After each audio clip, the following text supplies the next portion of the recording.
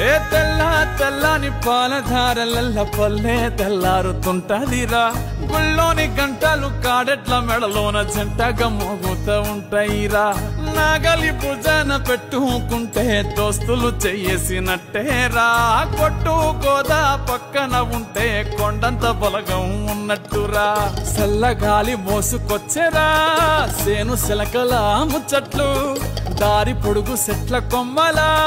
రాలుతున్న పూల సప్పట్లు గట్టి మోపులు కాల్వ గట్టులు చెమట సుక్కల్లో తడిసిన ఈ మట్టి గంధాల